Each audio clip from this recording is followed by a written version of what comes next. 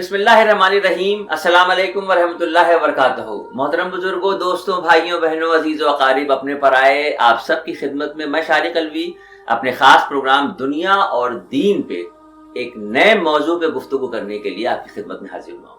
کوشش ہماری یہی رہتی ہے، ہمارے پروگرام کا مقصد صرف اتنا ہے، جس طریقے سے آپ کی محبتیں مل رہی ہیں، دعائیں مل رہی ہیں، میسج کے ذریعے آپ دعاؤں سے نواز رہے ہیں اور اپنے دل کی بات میرے سامنے بھیج رہے ہیں کہ شارق بھائی اس موضوع پہ بات کر لیجئے یا اس موضوع پہ بات کر لیجئے، بڑی خوشی ہوتی ہے، بہت شکر گزار ہیں ہم آپ سب کے، بہت احسان مند ہیں۔ آج مجھے لگا کہ کچھ باتیں ایسی ہیں، دیکھیں میں کبھی بھی اس بات کا دعویٰ نہیں کرتا کہ میں بہت قابل ہوں اور جو میں کہہ رہا ہوں وہی صحیح ہے۔ میری کوشش یہ رہتی ہے کہ حق اور سچ بات جو ہے وہ کسی طرح آپ تک پہنچے، یہاں تک کہ میرے دل میں یہ خیال رہتا ہے کہ وہ آواز حق جو دل سے نکلے اور دل پہ اثر کرے۔ اس کے لیے کبھی کبھی ایسا ہوتا ہے، کچھ ایسے موضوع ہوتے ہیں، ایسے مضمون ہوتے ہیں کہ کسی کی ضرورت ہوتی ہے۔ گزرے وقتوں میں اکثر ایسا ہوا کہ میں نے شہر کے الگ الگ کسی نہ کسی مفتی سے آپ کی ملاقات کرائی اور مفتی صاحب نے ان سوالات کا بہتر جواب دے کے آپ کے نالج کو بڑھایا، علم آپ تک پہنچایا۔ مجھے لگتا ہے کہ ہر انسان کو کم سے کم اتنا علم ضرور حاصل کرنا چاہیے کہ وہ غلط اور صحیح کی پہچان خود کر سکے۔ ہمارے لیے بڑی خوشی کی بات ہے، بہت فخر کی بات ہے کہ آج ہمارے اسٹوڈیو میں ہمارے کانپور شہر کے قابل تعظیم ایک مفتی حضرت مولانا فخر الدین صاحب ہمارے اسٹوڈیو میں ہمارے ساتھ ہیں۔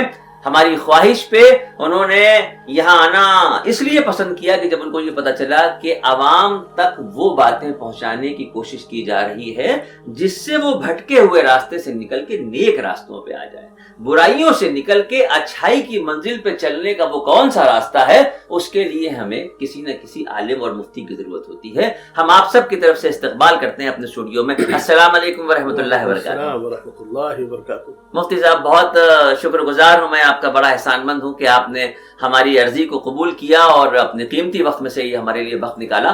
اور میں سوال آپ سے بعد میں کروں گا، سب سے پہلے میں یہ جاننا چاہوں گا کہ یہ جو اس وقت گمراہی کا دور ہے، یہ جو بدحواسی کا عالم ہے، مطلب ہم ہمیشہ سے یہ مان کے چلتے ہیں کہ ایک تو گناہ وہ ہے کہ ہم نے چوری کی، ہمیں پتا ہے کہ ہماری غلطی، ہم نے گناہ کیا، شراب پی کے ہم آ گئے، جوا کھیل کے ہم آ گئے، کسی کا حق مار دیا، کسی کو پریشان کر دیا، کسی کو تکلیف پہنچا دی، اس میں ہمیں کوئی کہے نہ کہے مگر یہ احساس رہتا ہے کہ ہم نے گناہ کیا۔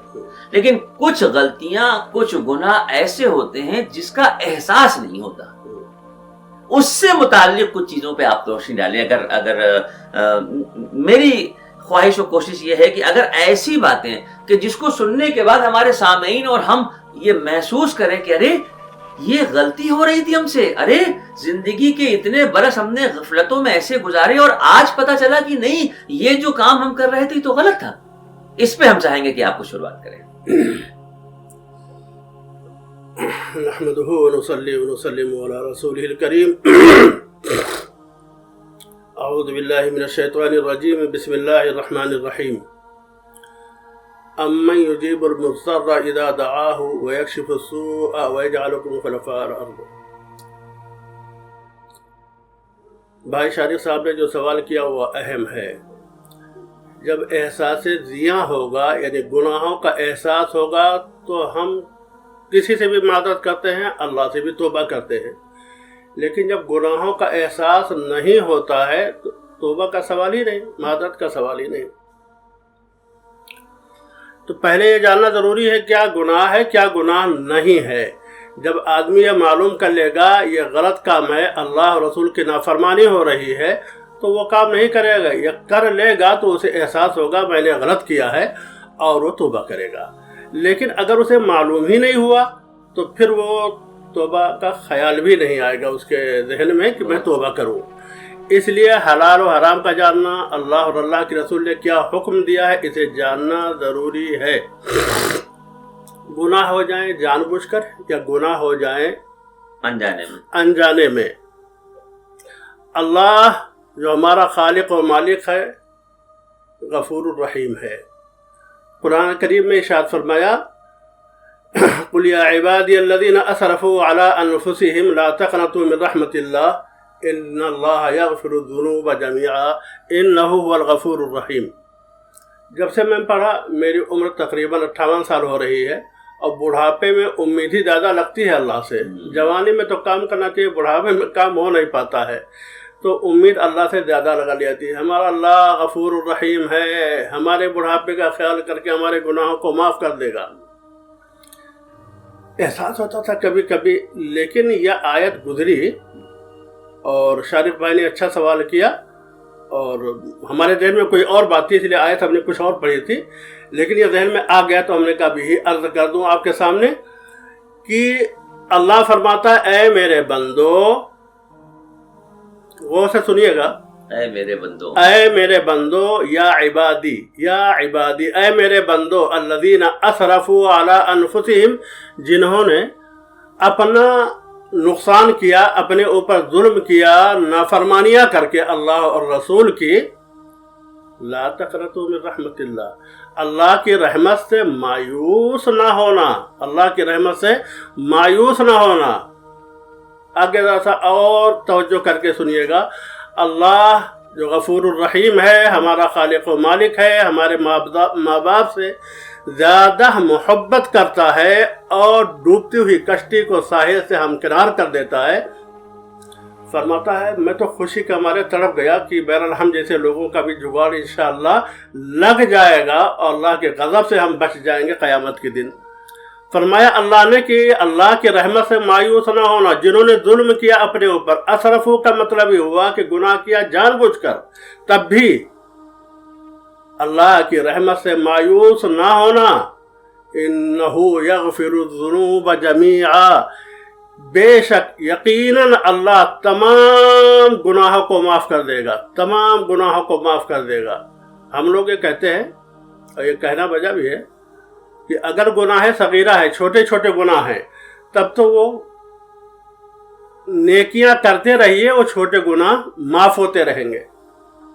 ان الحسنات یذہبن السیئات، نیکیاں برائیوں کو کھاتی رہتی ہے. لیکن جو بڑے گناہ جس کو گناہ کبیرہ کہتے ہیں، وہ بغیر توبہ کے معاف نہیں ہوگا. قرآن میں بھی انما التوبۃ علی اللہ للذین یعملون السوء بجہالۃ، مطلب بہت تفصیل سے بیان کیا ہے، لیکن اس میں اللہ نے کوئی قید نہیں لگائی ہے کہ گناہ صغیرہ ہے یا گناہ کبیرہ ہے. لیکن یہاں پر آپ کی بات کاٹ کے کہہ رہا ہوں مولانا، یہ اس کی تشریح کرنا بہت ضروری ہے. جیسے آپ نے فرمایا کہ جنہوں نے اپنے اوپر ظلم کیا، جنہوں نے تمام غلطیاں جانے انجانے میں کی، وہ مایوس نہ ہوں. یہ بات تو بالکل صحیح ہے کہ وہ رحیم ہے، کریم ہے، اس کی رحیمی کریمی سے ہم مایوس نہ ہوں. لیکن کیا اسی بات کو ذہن میں رکھتے ہوئے ہم گناہ کرتے رہیں اور اس سے توبہ کرتے رہیں، یہ مان کے کہ اس نے تو کہا ہے کہ تم مایوس نہ ہونا، ہم رحیم ہیں اور ہم کریم ہیں؟ کوئی بیریئر تو اس میں ہونا چاہیے نا. آج معاملات یہ ہیں کہ آج جو ہم گمراہی میں چلے جا رہے ہیں، آج جو ہم گری ہوئی نظروں سے دیکھے جا رہے ہیں، حقارت کی نظر سے دیکھے جا رہے ہیں، اس کی شاید وجہ یہی نا کہ ہمارے دل میں تو یہ بات بیٹھی ہوئی ہے کہ وہ رحیم و کریم ہے، وہ رحمان و رزاق ہے، وہ مسبب الاسباب ہے. اس نے کہا ہے کہ ہماری رحیمی کریمی سے مایوس نہ ہو، تو اس کا مطلب یہ ہوگا کہ گناہ کرتا رہے آدمی اور اس یقین پہ کہ توبہ کرتے رہیں گے. اس کا کوئی بیریئر ہونا چاہیے، اور ضرور ہوگا مجھے لگتا ہے. یہ بتائیں. ویسے میں نے کہہ دیا تھا کہ میں بڑھاپے کی وجہ سے کہہ رہا ہوں، عمل ہو نہیں پا رہا ہے، تو یہ میں نے بڑھاپے کی وجہ سے کہا. آپ جوانوں کو مخاطب کریں. ہاں، اب جوانوں کو مخاطب کر دوں میں کہ گناہ جوانی ہی میں زیادہ سردرد ہوتا ہے. گناہ کے کام جوانی میں امنگیں جوانی میں ساری ہوتی ہے، اور اچھا برا سب آدمی کر جاتا ہے. تو شارق بھائی نے سوال کر لیا، آگاہ کر لیا، تاکہ آگے میں بھولوں نہ. آگے میں کہتا ضرور کہ اللہ تمام گناہوں کو معاف کر دے گا. پاور ہے اس کو پاور ہے، جس کو چاہے معاف کر دے، جس کو چاہے نہ معاف کرے. تو اللہ وہی اپنا اختیار، اپنا پاور بتلا رہا ہے کہ میں تمام گناہوں کو معاف کر دوں گا، میں غفور الرحیم ہوں. لیکن اس کے ساتھ ساتھ شرطیں بھی ہیں. وہ شرطیں دوسری آیتوں میں ہیں اور بہت کٹھن ہے. فرمایا کہ انما التوبۃ علی اللہ للذین یعملون السوء بجہالۃ ثم یتوبون من قریب. توبہ تو ان کا ہے جنہوں نے نادانی میں گناہ کیا اور گناہ کرنے کے بعد فوراً توبہ کر لیا. گناہ کرنے کے بعد فوراً توبہ کر لیا. دنیا کا بھی یہ معمول ہے کہ اگر کوئی بچہ گستاخی کرے ماں باپ کی شان میں، اور اگر فوراً وہ ابا معاف کیجئے، امی معاف کیجئے، تو ابا اماں معاف کر دیتے ہیں. لیکن اگر توبہ نہ کرے، ڈھیٹ بنا رہے ہمارا بچہ، تو پھر ہم ماریں گے اسے ضرور. اس لیے اللہ تمام گناہوں کو معاف کرے گا کب؟ جب بندہ توبہ کر لے گا. یہ نہ دل میں لائے کہ یہ توبہ کر رہا ہوں، اے اللہ مجھے معاف فرما دیجئے، استغفر اللہ ربی من کل ذنب واتوب الیہ. یہ نہ سوچے معاف ہوا کہ نہیں معاف ہوا، معاف ہوا کہ نہیں معاف ہوا. معاف ہو جائے گا، اللہ معاف کر دے گا. اللہ خود کہہ رہا میں معاف کر دوں گا، لیکن توبہ شرط ہے. اور جتنی نیکیاں کرتا جائے گا اس کے چھوٹے چھوٹے گناہ ویسے معاف ہوتے جائیں گے. اور اللہ برائیوں کو بھی کبھی نیکیوں کی وجہ سے نیکیوں ہی میں بدل دیتے ہیں. وہ جو نیکیاں کرتے جائیے، آپ نے ابھی فرمایا کہ نیکیاں کرتے جائیے، چھوٹے چھوٹے گناہ اپنے آپ دھلتے جائیں گے. یہ جو نیکیوں کی فہرست ہے اس میں کون کون سی ہیں؟ مطلب دیکھیے، مجھے یہ لگتا ہے کہ دو طرح سے زندگی گزرتی ہے. ایک تو بندے اور اللہ کے تعلق سے عبادتوں کا نظام ہے. نماز پڑھ رہے ہیں، اللہ کا حکم ہے، نماز نہیں پڑھ رہے ہیں، نافرمانی کر رہے ہیں. رمضان کا مہینہ ہے، روزہ نہیں رکھ رہے ہیں، نافرمانی کر رہے ہیں. لیکن یہ خود انسان کی اس کی ذات اور اس کے معبود کے بیچ کا تعلق ہے، اللہ اور بندے کے بیچ کا تعلق ہے. ایک نیکی وہ ہے جو آپ راہ چلتے کسی کے ساتھ کر رہے ہیں، کسی کی مطلب صدقہ ہے، جس میں خیرات ہے، جس میں کسی یتیم کی کفالت ہے، کسی مسکین کی مدد ہے، کسی بیمار کے لیے آپ کچھ سلوک کر رہے ہیں. تو وہ کون کون سی نیکیوں کی لسٹ ہے کہ جو اگر وہ نیک کام ہم کرتے رہیں تو ہمارے چھوٹے چھوٹے گناہ دھلتے رہیں گے. اگر اس میں سے 2 4 5 کی بھی وضاحت ہو جائے تو کیا پتہ دیکھنے والوں کے دل میں یہ خیال آئے کہ ارے یار یہ تو اچھی بات ہے، اللہ سے معافی مانگنے کا، توبہ کرنے کا طریقہ بہت اچھا ہے، اگر ہم یہ عمل شروع کر دیں. اس میں سے اگر کچھ ہو. بس صحیح کہی آپ نے اور صحیح سوال کیا کہ وہ نیکیاں کون سی ہیں. نیکیاں تو بہت ہم شمار بھی نہیں کر سکتے ہیں، لیکن اللہ کے رسول صلی اللہ علیہ وسلم نے جو فرمایا وہ نیکی. جی، ہم اپنے طرف سے کسی چیز کو نیکی یا برائی نہیں مان سکتے ہیں. ہم اسی چیز کو نیکی مانیں گے جو اللہ اور اللہ کے رسول نے کہا، اور جس کو برا کہا وہ برا ہے، چاہے ہم اس کو اچھا سمجھیں. ایک بات اور عرض کر دوں، ذہن میں آ رہا تھا، شارق بھائی جب سوال کر رہے تھے جی، کہ کبھی کبھی نیکیوں کے اندر بھی ہم سے گناہ ہوتا ہے. نیکی ہم کر رہے ہیں لیکن اس کے اندر بھی کوئی نہ کوئی گناہ ہے، اور اس گناہ کا احساس نہیں ہوتا. مثال کے طور پر ہم نماز پڑھ رہے ہیں، اور نماز کا جو طریقہ ہے پڑھنے کا، اگر ہمارا کوئی نوکر، ہمارا کوئی خادم، ہمارا بچہ اگر ہم کو مطلب ہلکے انداز میں لے، اور ہلکے انداز میں لے کر کے ارے ابا پیسہ لائیے، تو ہم اس کو دیں گے نہیں، ڈانٹیں گے بھی. جب وہ کہے گا پیارے ابو پیسے دے دیجئے تب دیں گے. نماز ہم پڑھتے ہیں مثال کے طور پر، اور سجدہ صحیح نہیں کرتے ہیں، رکوع سجدہ نہیں کرتے ہیں، ٹھیک سے رکوع کے بعد کھڑے نہیں ہوتے ہیں. تو گویا کہ اللہ کے سامنے کھڑے ہو کر کے، جیسا کہ حدیث میں آتا ہے کہ میں اللہ کو دیکھ رہا ہوں، اگر ایسا نہیں تو کم سے کم یہ گمان ہو کہ اللہ مجھے دیکھ رہا ہے. تو اس کا تصور کر کے کہ ہم ذرا ٹھیک سے رہیں بھائی. کسی بڑے آدمی کے پاس گئے تو بھی ٹھیک کیے، آستین بھی ٹھیک کر لیا، اور بٹن بھی لگا لیا کہ یہ بڑا آدمی دنیا کا آفیسر ہے، اس کے سامنے چلو. اور اللہ کے سامنے بے ادبی سے جائے تو یہ بہت بڑا گناہ ہے. اس گناہ کا احساس نہیں ہوتا. اب جو نیکیاں آپ کریں گے، جو نیکیاں کریں گے، تو یہ گناہ جہالت میں ہوا، نادانی میں ہوا. وہ نیکیاں مثال کے طور پر سوال کرنے والے شارق بھائی کے جواب ہی میں تھا، اور بہرحال میرے ذہن میں پہلے آتا وہ صدقہ اور خیرات. غریبوں کی مدد کرنا آنکھیں بند کر کے، یہ مسلم ہے، غیر مسلم ہے، سکھ ہے، عیسائی ہے، ہمیں نہیں دیکھنا ہے یہ ہمارا رشتہ ہے یا نہیں رشتہ ہے، ہمیں نہیں دیکھنا ہے یہ. ہمیں صرف اتنا جاننا ہے کہ یہ اللہ کا بندہ ہے، اور اللہ کے بندے، اللہ نے کہا ہے کہ جب میدان محشر میں قیامت میں سوال جواب ہوگا تو ایک سوال یہ بھی ہوگا کہ میرے بندے، تجھ کو میں نے مال دیا تھا اور میں بھوکا بہت تھا اور تجھے میں کھانا نہیں کھلایا. کہنے گے اللہ آپ تو کھانے کے محتاج نہیں، آپ کو بھوک نہیں لگتی، آپ کو کھانے کی ضرورت نہیں، تو آپ کہاں بھوکے تھے؟ کہنے گے اگر وہ فلاں جگہ جاتا نا، وہ فٹ پاتھ پر کنارے بیٹھا ہوا تھا، وہاں مجھے پاتا. یعنی وہ غریب ہے، بھوکا تھا، وہاں اگر جاتا تو مجھے پاتا.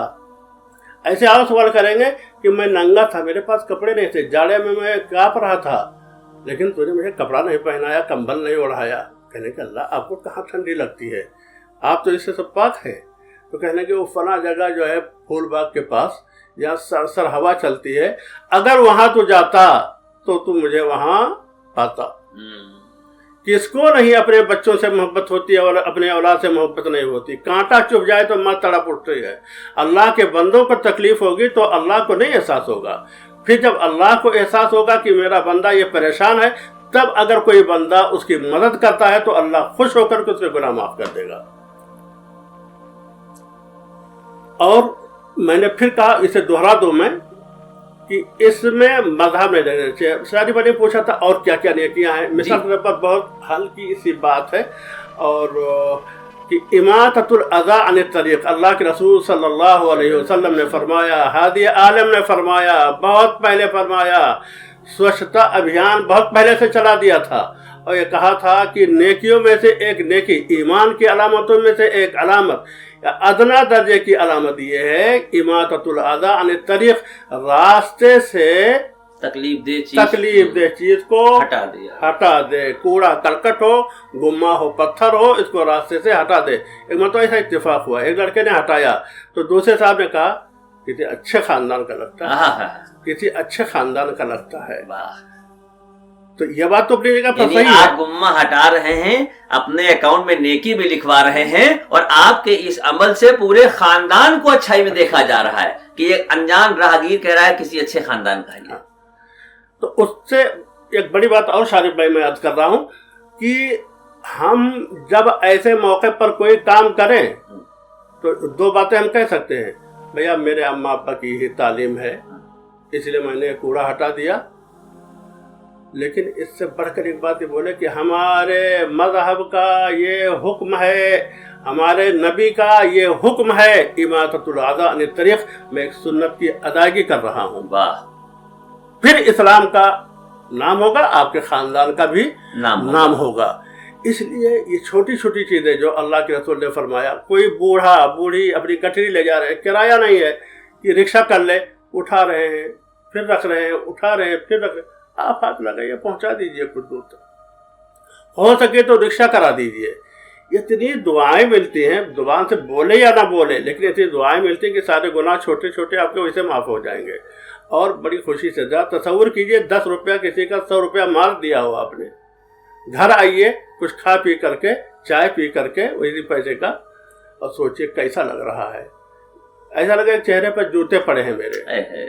لیکن اگر 100 روپیہ خرچ کر کے آئیے، کسی غریب کو دے کر کے آئیے، تو لگتا ہے میں بادشاہ ہوں، بہت میں بادشاہ ہوں، بہت خرچ کیا۔ اس لیے خرچ کرے، اور خرچ کرنے میں مذہبی اعتبار سے، دھارمک اعتبار سے کوئی بھید بھاؤ نہ کرے۔ دنیا بھید بھاؤ کرتی رہے، یہ ایسا ہے، یہ مسلمان ہے، یہ ہمیں اس کی نہیں پرواہ کرنی ہے، وہ کہیں کوئی کہے، لیکن ہمیں اپنے نبی کی سنت کو زندہ کرنا ہے۔ ایک اور ذہن میں بات آئی مولانا، وہ ذرا سا مختلف بات ہے، مگر پتہ نہیں کیوں مجھے ایسا لگ رہا ہے کہ آپ نے اتنے خوبصورت انداز میں جو جوابات دیے ہیں وہ بالکل دل کو چھونے والی باتیں ہیں۔ دیکھیں، موت زندگی تو اللہ کے اختیار میں ہے، دنیا میں آنے کا وقت، دنیا سے جانے کا وقت یہ اللہ نے مقرر کیا ہے۔ ایک ایسا معاملہ نظر کے سامنے سے گزر رہا ہے، میں نے کئی گھروں میں دیکھا، غور کیا اس کو، کہ مان لیجئے کسی شخص کی عمر جو ہے وہ 34 سال 35 سال 38 سال کے آس پاس کی ہے، اور اس کا وقت پورا ہو گیا، اس کا انتقال ہو گیا، اور وہ شخص دنیا سے چلا گیا۔ اب وہ تو دنیا سے چلا گیا، اپنے پیچھے وہ ایک بیوی اور 2 بچے یا 1 بچہ یا 3 بچے وہ چھوڑ کے چلا گیا۔ اس بیوی کا اب قصور کیا ہے جس کی زندگی سونی ہو گئی؟ اور اس بیوی کے لیے 2-3 مسائل جو کھڑے ہو رہے ہیں کہ وہ اس کی ساس جو خود کسی زمانے میں اس کے گھر جا کے اس کو پسند کر کے اپنی بہو بنا کے خوشی خوشی لائی گئی، وہ اس کی نندیں جو اپنے بھائی کے لیے جب شادی کے موقع پہ لڑکی دیکھنے نکلی تھی تو درجنوں لڑکیوں کے بیچ میں اسے چن کے لے کے آئی تھی، آج ان کے چہروں میں ایک دوسرے کے لیے نفرت سی دکھنے لگی ہے۔ اب یہاں پر سوال یہ پیدا ہوتا ہے کہ جس کا انتقال ہوا، جو دنیا سے چلا گیا، اس کی جو جمع پونجی ہے، اس کی جو جائیداد ہے، وہ وارثان میں اس کی بیوی بچے بھی شامل ہیں اور اس کی ماں باپ بھی شامل ہیں۔ کیا ہمارے مذہب کے نقطۂ نظر سے بات سامنے آتی ہے کہ جس میں جن گھروں میں ان مشکلوں کا سامنا کرنا پڑ رہا ہے، وہ بیوہ عورتیں جو بدحواسی کے عالم میں ہیں، جن کو یہ سمجھ میں نہیں آ رہا ہے کہ ہم اپنا دکھڑا کس کو سنائیں، کس سے جا کے بات کریں، تو کچھ ایسی بات بتائیے جو آپ کے ہمارے اس پروگرام کے ذریعے ساس کے دل پہ بھی اثر ہو، نند کے دل پہ بھی اثر ہو، گھر کے جو سسرال کے لوگ ہیں۔ اچھا، دوسری چیز کیا ہے کہ وہ عورت جو سسرال میں ان باتوں کا شکایت ہو رہی ہے، وہ میکے کی طرف دیکھتی ہے تو وہاں اس کی بھاوجیں جو ہے اس کو پسند نہیں کر رہی ہیں۔ یہ کسی ایک کی بات نہیں کر رہا میں، یہ معاشرے کی بات کر رہا ہوں۔ بڑی تعداد میں یہ ایک ایسی پریشانی ہے جس میں اس ایک پریشانی کی وجہ سے بے شمار پریشانیوں کے راستے کھل رہے ہیں۔ کیا بدحواسی کے عالم میں وہ کون سا قدم اٹھائے کہ بچوں کی پرورش بھی ہو سکے اور اپنی زندگی بھی کم سے کم خوشحال نہ سہی تو یہ بدحالی سے تو باہر نکل سکے۔ سوال گمبھیر ہے شارق بھائی، اسی لیے تو کسی مفتی سے پوچھ رہا ہوں۔ مختصر سی بات یہ شارق بھائی کہ اگر وہ ساس یا نندیں، سسر، جیٹھ، دیور، اگر وہ مسلمان ہیں اور مسلمان ہونے کے ساتھ ساتھ انسانیت ہے، انسانیت اور مسلمانیت کے ساتھ ساتھ اگر جناب رسول اللہ صلی اللہ علیہ وسلم کے سیرت کو اور حضور صلی اللہ علیہ وسلم کے عمل کو اگر دیکھا ہوگا تو کوئی ساس جرأت ہی نہیں کر سکتی ہے کہ ایسے اپنے بیوہ بہو کو دیکھ کر منہ بنائے یا گھر سے نکالنے کی کوشش کرے یا بھگائے یا حقارت کی نگاہ سے دیکھے، ایسا کر ہی نہیں سکتی۔ لیکن سچائی وہی جو آپ کہہ رہے ہیں، سچائی وہی ہے جو آپ کہہ رہے ہیں کہ عموماً ٹیڑھی نگاہیں ہو جاتی ہیں۔ اگر ہم اپنے حالات بتا دیں، ابھی شوہر تھا اس کا زندہ، تو مطلب یہ بہت اچھی بہو تھی، ٹھیک تھا، سب کچھ تھا، وہ بیٹا کماتا تھا، اس کا شوہر کماتا تھا، لیکن اب وہ نہیں رہا تو وہ سمجھے کہ بے سہارا ہو گئی۔ تو اسی پر میں کہا کرتا ہوں کہ اپنی پریشانی جب ہو، آپ کا جیب خالی ہو، گھر میں بھی پیسے نہ ہوں، بچوں کو کھلانے کے پیسے نہ ہوں، ایسے بہت سے مواقع آتے ہیں، تو آپ بندوں سے نہ کہیے، رشتہ داروں سے بھی نہ کہیے، دوستوں سے بھی نہ کہیے، اس لیے کہ آپ کہیں گے السلام علیکم، ہاں آ رہا ہوں، ایسا نہ پتہ ہے کوئی فرمائش نہ کر دیں۔ شارق بھائی، اگر کوئی ایسا ویوہار کرے گا، مجھے یقین ہے بندوں پر ظلم اللہ اس پر جو ہے کچھ نہ کچھ ایسے مصائب نازل کرے گا کہ اگر بیوہ کا سہارا بننے کے بجائے بیوہ کو ٹیڑھی نگاہوں سے اگر دیکھا گیا تو مجھے امید ہے کہ تم بھی اس بیماری میں، اس مصیبت میں مبتلا ہوگی، آج نہیں تو کل مبتلا ہونا ہے۔ اس کا مطلب یہ ہوا کہ ہمارے مذہب نے پہلے دن سے، یعنی ہمارے نبی سرکار دو عالم صلی اللہ علیہ وسلم نے اس بات کی وضاحت کر دی کہ مال و دولت سے محبت ایک الگ ہوتی ہے، اللہ اور اس کے رسول سے محبت الگ ہوتی ہے، اور جس کے دل میں اللہ اور اس کے نبی، اس کے رسول کی سچی محبت ہوگی، وہ یہ تو گزارش کرے گا اللہ سے، خواہش بھی رکھے گا کہ اللہ پاک ضروریات پوری ہوتی رہے، مگر ہوس نہیں ہوگی پیسے۔ ایک واقعہ مجھے یاد آیا کہ حضرت عمر فاروق رضی اللہ تعالیٰ کی دور خلافت میں مسجد نبوی کے صحن میں مال غنیمت کا ڈھیر لگا، بڑا زبردست مال آیا تھا۔ امیر المومنین مسجد نبوی کے ایک کھمبے سے لپٹ کے رونے لگے، تو چند صحابی آگے بڑھ کے آئے اور انہوں نے کہا کہ اے امیر المومنین، رونے کی کیا بات ہے، یہ تو خوشی کا موقع ہے، اسلام پھل پھول رہا ہے۔ آپ نے فرمایا کہ رسول اللہ صلی اللہ علیہ وسلم کا زمانہ کیسا تھا کہ صبح کھایا تو شام کا پتہ نہیں، کل کا پتہ نہیں۔ حضرت ابوبکر کا زمانہ کیسا تھا کہ صبح کھانا کھا لیا، رات میں فاقہ کر لیا، میں ہی بچا تھا حساب لینے کے لیے، میری ہی پکڑ ہونی تھی کہ اتنا مال اللہ نے دیا، اس کا حساب ہم کہاں سے دیں گے۔ تو سوال یہ ہے کہ جس مذہب کی بنیاد اس طرح کی زندگی کے معاملات پہ ہو، وہ قوم، وہ نبی کریم صلی اللہ علیہ وسلم کے امتی اس درجہ غفلت میں کیسے جا سکتے ہیں؟ کہاں پہ کمی ہو رہی ہے؟ کون سی جگہ ایسی ہو رہی ہے کہ جو خلا پر نہیں ہو پا رہی ہے؟ کہ جو عام آدمی غلطی پہ غلطی کر رہا ہے، رشتے تار تار ہوئے جا رہے ہیں، رشتوں کی اہمیت ختم ہوئی جا رہی ہے، ضعیفوں کی عزت ہی ختم ہوتی جا رہی ہے۔ وہ کیا ایک شعر بڑا اچھا جوہر کانپوری صاحب کا تھا کہ بستی کے ایک بزرگ کی میت کو دیکھ کر، بستی کے ایک بزرگ کی میت کو دیکھ کر میں اپنے بوڑھے باپ سے جا کر لپٹ گیا۔ یعنی بستی کے ایک بزرگ کا انتقال ہوا تو یہ محسوس ہوا کہ ہاں جس کے سر سے باپ کا سایہ اٹھتا ہے اس پہ کیا بیتتی ہے، تو اس وقت یہ احساس ہوا اور دوڑ کے گھر گئے اور بوڑھے باپ سے جا کے لپٹ گئے۔ سوال یہ ہے کہ بوڑھے باپ کی اہمیت اور عزت کو ایک لمحے کے لیے خالی اہمیت دی جاتی ہے۔ میں بہت شکر گزار ہوں، بہت اچھے انداز میں مجھے لگتا ہے کہ جو سوالات تھے، ایسا لگتا ہے کہ جو جوابات دل پہ اثر کرنے والے ہونے چاہیے وہ جواب آپ تک پہنچے ہیں۔